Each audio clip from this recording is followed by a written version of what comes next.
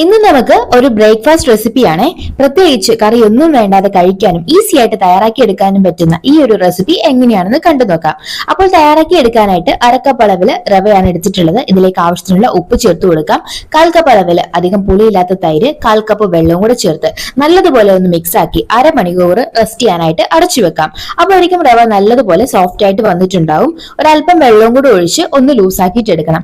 ഇതിലേക്ക് നമുക്ക് ഇഷ്ടമുള്ള വെജിറ്റബിൾസ് ചേർത്ത് കൊടുക്കാം. ഞാൻ കുറച്ച് ക്യാരറ്റ്, എരിവിനാവശ്യമായിട്ടുള്ള പച്ചമുളക്, തക്കാളി, സവാള ചേർത്ത് കൊടുക്കുന്നുണ്ട്. ഇതിനോടൊപ്പം കുറച്ച് ഇഞ്ചി, കറിവേപ്പില, പിന്നെ ഒരു 1/4 ടീസ്പൂൺ അളവിൽ മഞ്ഞൾപ്പൊടിയും 1/4 ടീസ്പൂൺ കായപ്പൊടിയും കൂടെ ചേർത്ത് എല്ലാം നല്ലതുപോലെ ഒന്ന് മിക്സ് ആക്കിയിട്ട് എടുക്കാം. ഇതിലേക്ക് കുറച്ച് സോഡാപ്പൊടിയും കൂടെ ചേർത്ത് കൊടുക്കുന്നുണ്ട് കേട്ടോ. പാനില് അല്പം ഓയിൽ ഒന്ന് സ്പ്രെഡ് ചെയ്ത് ചൂടായി വരുമ്പോൾ ഓരോ തവ അളവിൽ മാവ് ഒഴിച്ച് ചെറുതായിട്ടൊന്ന് പരത്തി കൊടുക്കാം. ഒരല്പം കൂടി ഓയിൽ മുകളിലായിട്ട് ഒഴിച്ച് തിരിച്ചു മറിച്ചിട്ട് നല്ലതുപോലെ മൊരിയിച്ചെടുത്തു കഴിഞ്ഞാൽ നല്ല ടേസ്റ്റി ആയിട്ടുള്ള നമ്മുടെ ബ്രേക്ക്ഫാസ്റ്റ് റെഡി.